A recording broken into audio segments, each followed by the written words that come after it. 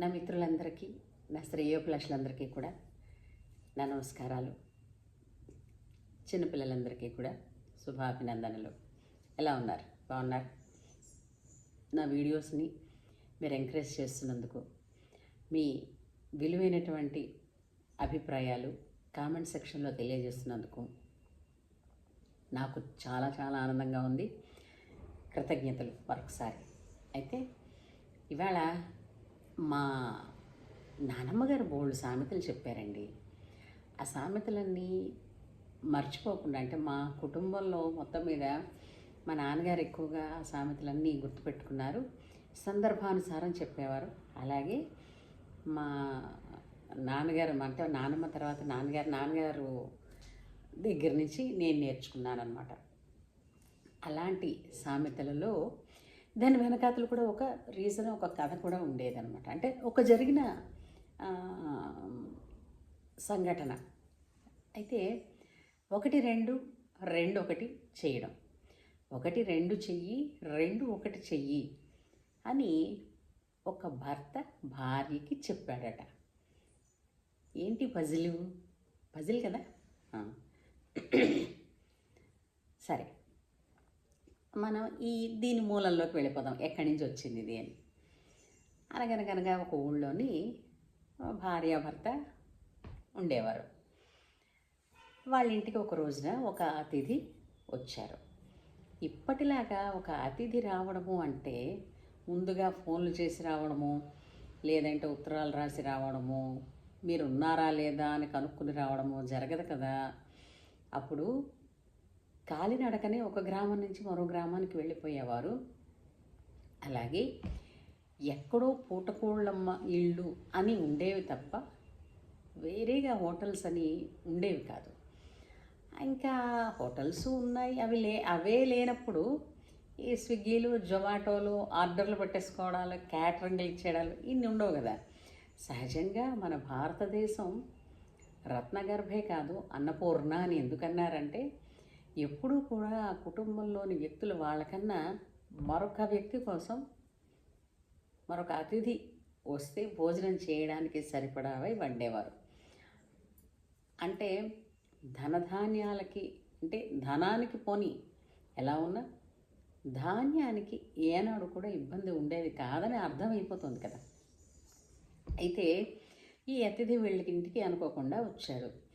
వస్తే వాళ్ళ ఆవిడ ఆ భర్తతో అంది, అతిథి వచ్చాడు, మనమేమో పొదుపుగా ఏదో ఉంటున్నాం, పొదుపుగా తింటున్నాం, ఇలాంటి పరిస్థితుల్లో అతిథి వచ్చాడు, ఇప్పుడు మనం ఇతనికి ఏమిటి విందు చేసి పెడతాం, ఏమిటి చేయాలి, ఎలా చేయాలి అని అడిగింది.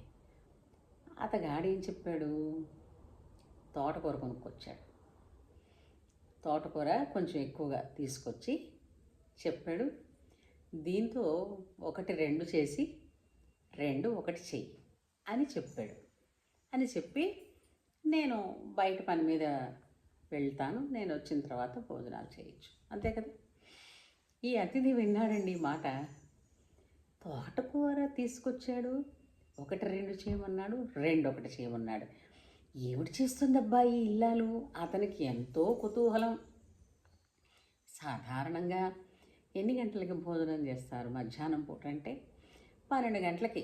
మళ్ళీ మధ్యాహ్నిక సంధ్య వార్చుకునే అలవాటు ఉన్నవాళ్ళు, మహానైవేద్యాలు పెట్టుకునే అలవాటు ఉన్న వాళ్ళకి మధ్యాహ్నం 12 12:15 మధ్యలో ఆ పూజా కార్యక్రమాలు పూర్తి చేసుకుని వచ్చి భోజనానికి కూర్చునేవారు.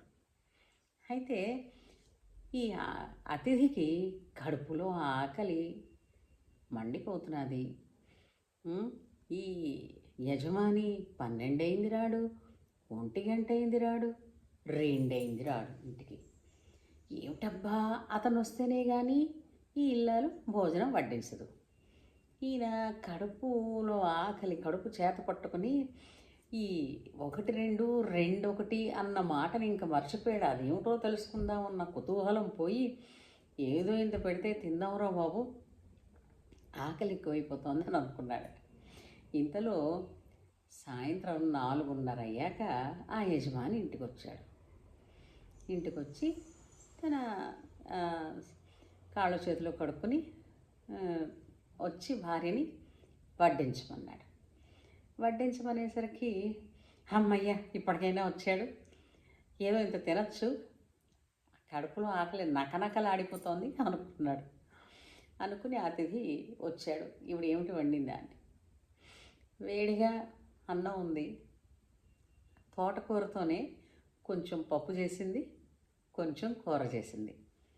భోజనం చేస్తూ ఉండేసరికంటే భోజనం మొత్తం మీద వడ్డించి వీళ్ళ భోజనం అయ్యేసరికి సాయంత్రం 5:30 దాటింది. అంటే సూర్యాస్తమయం అయిపోయింది. పూర్వకాలంలో సూర్యాస్తమయం అయిన తర్వాత మరి భోజనం చేసేవారు కాదండి. సూర్యాస్తమయానికే రెండవ పూట భోజనాన్ని చేసేసి పడుకునేవారు. అయితే అప్పుడు అయ్యా మీరు 1 2 చేయమన్నారు, 2 1 చేయమన్నారు కదా, ఇది ఏమిటో నాకు అర్థం కాలేదు, మీరు మీ శ్రీమతి గారితో చెప్తున్నప్పుడు నేను విన్నాను, దాని గురించి తెలుసుకునేదాకా నాకు తోచటం లేదని చెప్పాడు. కడుపులో అన్నం పడింది, ఆకలి తీరింది, సో మళ్ళీ తెలుసుకుందామని అనుకున్నాడు. అయితే అప్పుడు ఏం చెప్పాడు ఈయన అంటే, 1ని 2 చేయమన్నాను. అంటే ఏంటి, తోటకూర 1 తీసుకొచ్చాను, దాంతో 2 పదార్థాలు చేయమని చెప్పాను. అంటే ఆవిడ చేసింది 1 కూర చేసింది, 1 పప్పు చేసింది. బాగానే ఉంది, మరి 2 1 ఏమిటైంది అంటే అతను అన్నాడు, పొద్దున కాదు రాత్రి కాదు, ఈ సమయంలో భోజనం పెట్టినప్పుడు మళ్ళీ 2వ పూట కోసం అతిథికి వండాల్సిన పని లేదు కదండి, అందుకు 2 పూట్ల భోజనం పెట్టవలసేది కాస్త 1 చేయమన్నాను అని చెప్తాడనమాట. ఓహో, 2 1 చెయ్యమన్నాడంటే 2 పూటల భోజనాన్ని, అంటే 2 పూటలుగా వండక్కర లేకుండా ఆ రెండింటిది కలిపి ఏదో 1 చెయ్యి అని అంటే 2 సంధ్యలు మధ్యకాలంలో ఆవిడ పెట్టింది. దానివల్ల ఏంటవుతుంది, పొద్దునుంచి ఆకలితో ఇంచుమించు ఉపవాసం ఉన్నట్టే ఉన్నాడు. ఆ సమయానికి ఆయన భోజనం చేసిన తర్వాత మళ్ళీ రాత్రి భోజనం కోసం చూడక్కర్లేదు.